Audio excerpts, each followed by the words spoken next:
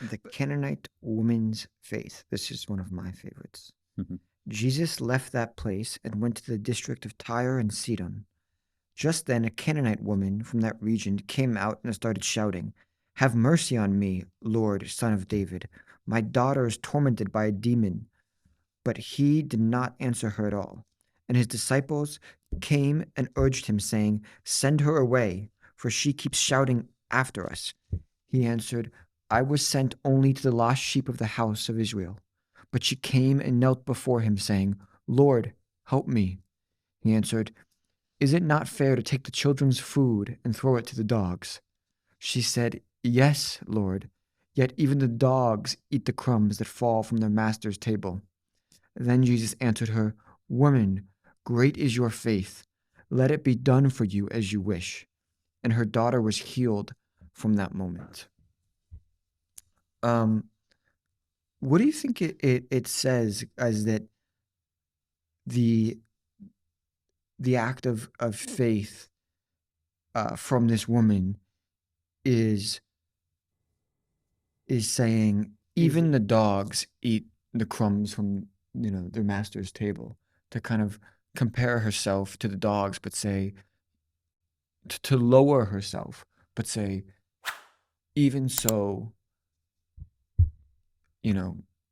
I can take something from you. You can give something to me. It's not to like she lowers herself because by comparing herself to the dogs, but then still asks, for his favor and his salvation, and that is the act of faith.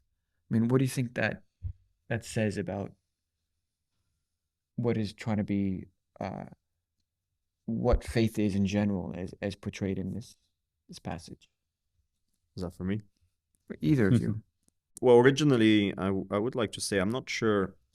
You can interpret it as her lowering herself, but it's also, in a sense, exalting Christ, I think, because she is pointing out how much she believes in him and the medicine that he will provide, right? If you want to use that analogy. So it's like she's saying it doesn't matter what you give me if it's just crumbs, even because like the dog would value the food anyway, I value you that highly, so I will take whatever you can give. So I think in a way, you don't have to read it as just her saying, we're just, we're lower than, or we're like, like dogs or something. I think it's more like she's recognizing how important Christ is in that moment, and that's why he says, "You have faith in me." Yeah. The way that it was kind of told to me, at least, was it was like she comes to him essentially saying, yes, I'm a sinner. Yes, I'm not worthy of your grace, but because you are good and because I believe in you, I'm asking for it anyway. Yeah. Yeah, I think, well, I've got a few things about context, which I thought could be helpful. So obviously we said before that Matthew's gospel is written to a Jewish audience, or at least like an early Christian Jewish audience. So you've always got to keep in mind the idea that it's written to a Jewish audience, but it's not just, the reason it was written in that sense was also to prepare the Jewish Christians for the Gentile Christians. I mean, that's a whole issue throughout lots of books in the New Testament. So I think lots of things in Matthew have that element of the relationship between Israel in the Old Testament, the Jewish people, and the bringing in of the Gentiles into that covenant. So there are a few things to do with that. So first of all, as a Canaanite woman,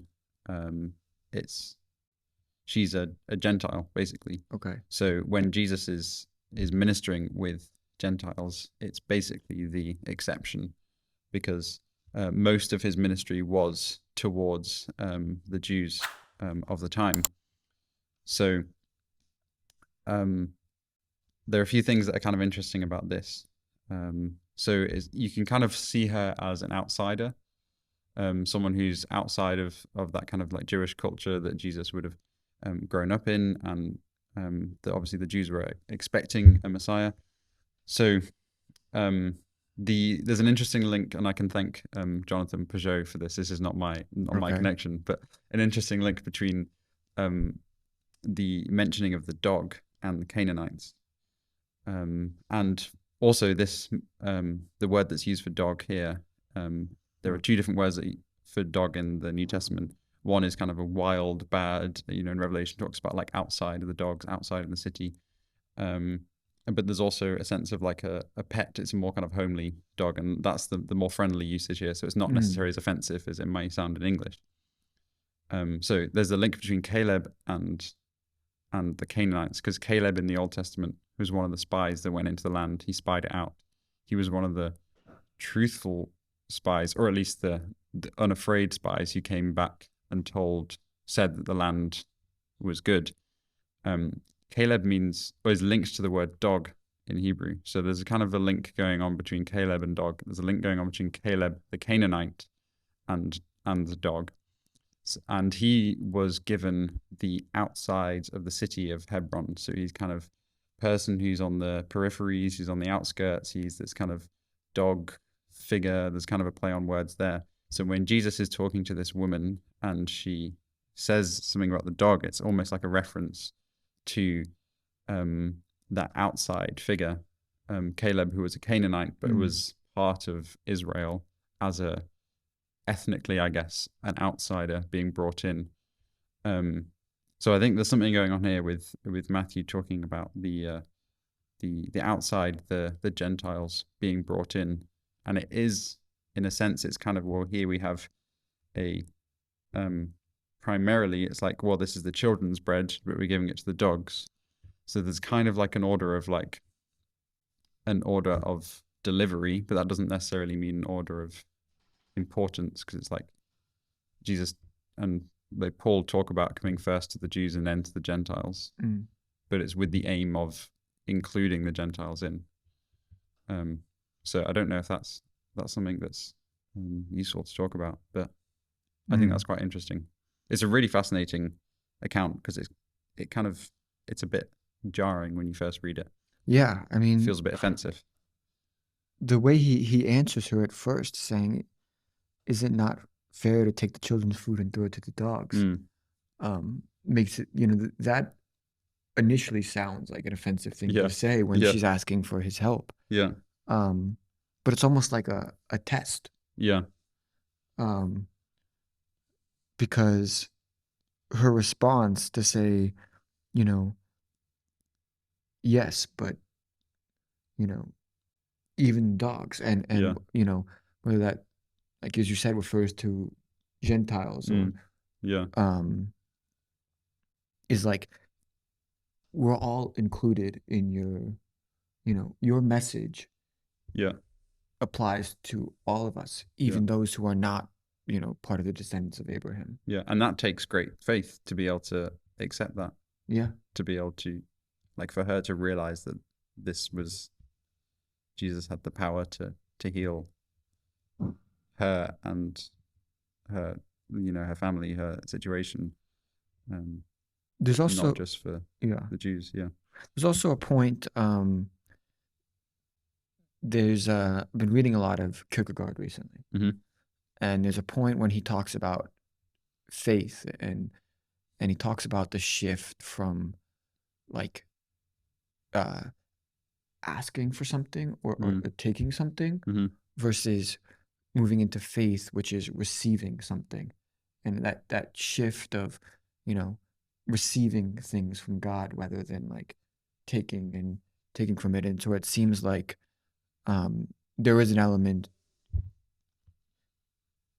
here too where she's not saying, yes, these things are necessarily rightfully mine to take, but it's an attitude of, I'm receiving from you. Yeah. And I think that's really interesting. Yeah.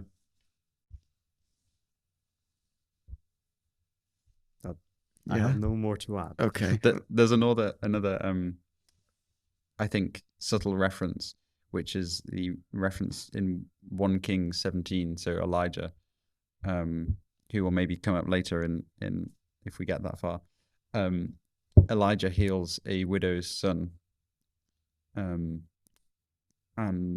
that's also the widow and the widow's son are also Gentiles, and Elijah is kind of going out of his way to heal this son. So I think there's a bit of a parallel there. Interesting. Okay, I'll move on to